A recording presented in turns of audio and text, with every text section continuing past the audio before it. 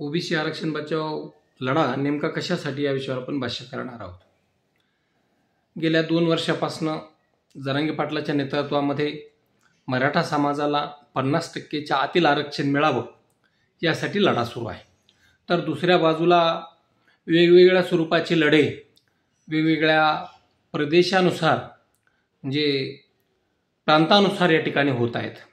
विदर्भात वेगळं आंदोलन त्या ठिकाणी वडेट्टीवारांनी निर्माण केलेलं आहे, तर त्या ठिकाणी पश्चिम महाराष्ट्रामध्ये एक वेगळ्या स्वरूपाचं आंदोलन निर्माण झाले आहे। मराठवाडा तर आंदोलनाची भूमीच या ठिकाणी करून टाकलेली आहे। तर प्रयोग फक्त करण्याचा कार्यक्रम हा मराठवाड्यामध्ये होत आहे आणि एक जात विरुद्ध दुसरी जात अशा प्रकारचं चित्र रंगवलं जात आहे। मराठा विरुद्ध ओबीसी असं चित्र रंगवलं जात आहे। वास्तविकता असा कुठलाही प्रकार नाही। मराठा विरुद्ध ओबीसी असण्याचं कारणच नाही, कारण आता मराठाच ओबीसी आहे। मराठा पूर्वीही ओबीसी होता। 1902ला छत्रपती राजर्षी शाहू महाराजांनी विविध घटकांना आरक्षण दिलं, त्यावेळेस मराठा समाजाला सुद्धा आरक्षण त्या ठिकाणी दिलं होतं। त्याचबरोबर 1942ला इंग्रजांच्या काळामध्ये जे आरक्षण दिलं त्यामध्ये सुद्धा मराठा जातीचा समावेश होता। इतकंच नाही तर त्या ठिकाणी कालेलकर आयोगानं सुद्धा मराठा समाजाचा समावेश हा ओबीसी प्रवर्गात करावा अशा प्रकारची शिफारस करण्यात आली होती। मात्र दुर्दैवानं हा आयोग स्वीकारण्यात आलेला नाही। त्यामुळं मराठा समाजाचं स्वातंत्र्यानंतरचं आरक्षण तसंच राहिलं। मात्र तत्कालीन राज्यघटनेचे सदस्य असलेले पंजाबराव देशमुख यांनी कुणब्यांना आरक्षण मिळावं, म्हणजे जो शेती करतोय त्यांना आरक्षण मिळावं अशा प्रकारची मोहीम त्यांनी हाती घेतली। विदर्भामध्ये त्यांना चांगला प्रतिसाद मिळाला। मराठवाड्यामध्ये मात्र त्यावेळेस त्यांना प्रचंड असा विरोध झाला आणि ते कुणी घ्यायचं, आपण का मागास आहेत का, अशा प्रकारच्या काही लोकांच्या मानसिकतेमुळं आणि इतरांच्या अज्ञानामुळं, कारण अशिक्षितपणा मोठ्या प्रमाणावर होता, लोकांना त्याची महती कळाली नाही, माहिती मिळाली नाही आणि त्यामुळं लोकांपर्यंत ते पोहोचलं नाही आणि दुर्दैवानं मोठा वर्ग हा आरक्षणापासून वंचित राहिलेला आहे। सर्वोच्च न्यायालयानं वेळोवेळी सांगितलेलं आहे की आरक्षण मर्यादा 50% असावी। ज्यावेळेस 13 ऑक्टोबर 1967ला 180 जातींना आरक्षण दिलं, त्यात 83 क्रमांकावर कुणबी आहे, म्हणजे शेती करणारा वर्ग हा या ठिकाणी आहे।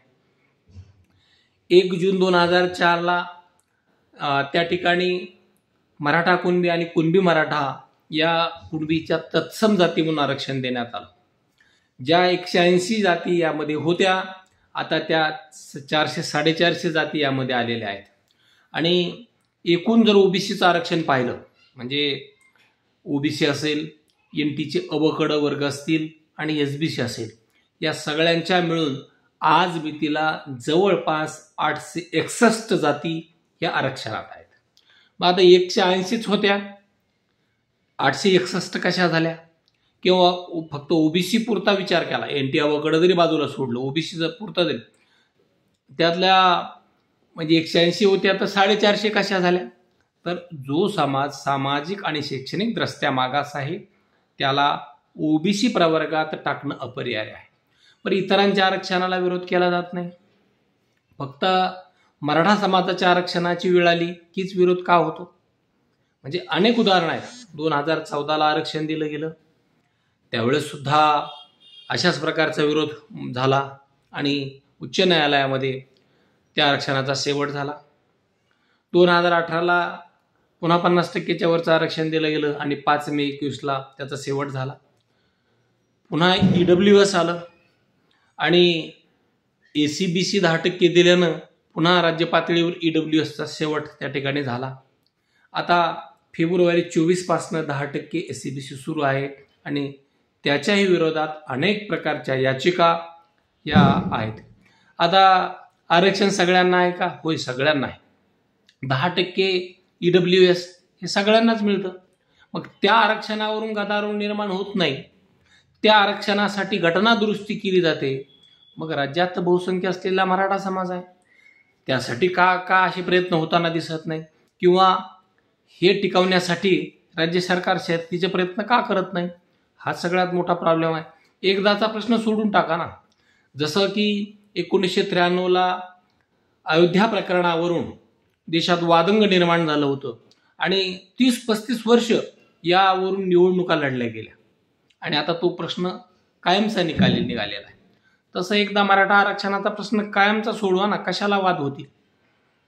काही ठिकाणी असं म्हटलं जातं की 2 समाज ज्यामध्ये तेढ निर्माण झालं आहे, हे याच्या हॉटेलमध्ये जात नाहीत, यांचे महाराज त्यांच्याकरिता सप्त्याला बोलवत नाहीत, असं अपवाद असतीलही, परंतु असं चित्र अजिबात नाही. आजही गावगाड्यामध्ये मराठा आणि ओबीसी सोबत आहे, हातात हात घालून त्या ठिकाणी ते फिरत आहेत, एकमेकांच्या हॉटेलामध्ये जात आहेत.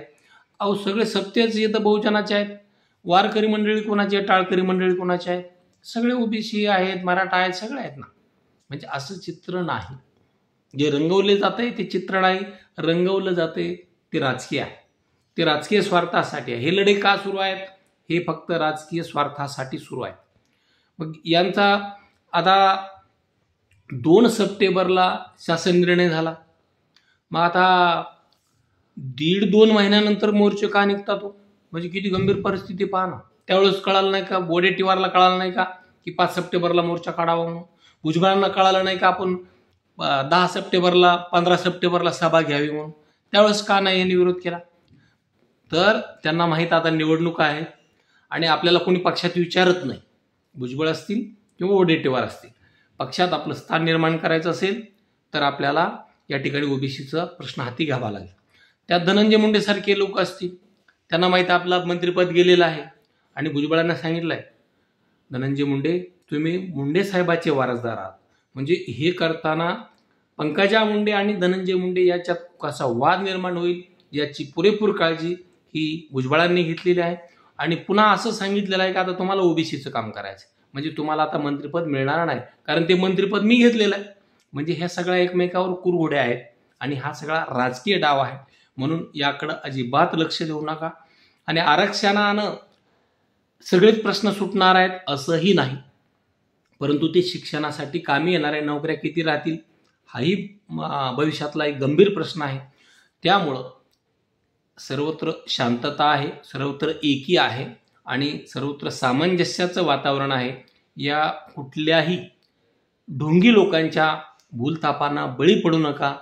आपला सामाजिक सलोखा अशाच पद्धतीनं कायम ठेवा. राज्याचे मुख्यमंत्री म्हणतात की मराठा समाजाला आरक्षण दिलंय, कोणाला धक्का लावला नाही. चंद्रशेखर बावनकुळे साहेब म्हणतात की आरक्षण फक्त 4 जिल्ह्यापुरतं आहे आणि त्यामुळं काहीच फरक पडत नाही. ते देताना मी त्या ठिकाणी बैठकीला होतो असं तेही वारंवार सांगतात. मग आता ते मंत्रिमंडळ उपसमितीचे ओबीसीचे अध्यक्ष आहेत, ते सांगतात. इकडं राज्याचे प्रमुख म्हणून मुख्यमंत्री सांगतात, 2 उपमुख्यमंत्री सांगतात, आणखी काही मंत्री सांगतात. मग आता एखाद दुसरं जर काही बरळत असेल त्याकडं दुर्लक्ष केलेलंच चांगलं, कारण त्यांना ना ओबीसीचं पडलेलं आहे ना मराठ्याचं पडलेलं आहे. त्यांना त्यांचं राजकीय करिअर हे घडवायचं आहे आणि त्यांना विकासाचे मुद्दे सापडतच नाहीत. मग आता हे सोपं आहे ना, द्या जातीत भिडून द्या, लावा जातीत भांडण आणि घ्या त्याच्यावर पोळी भाजून. म्हणून असल्या पोळी भाजणाऱ्यांना आपण अजिबात थारा देऊ नये, अशा प्रकारची ही आजच्या शुभदिनी आपणास विनंती आहे.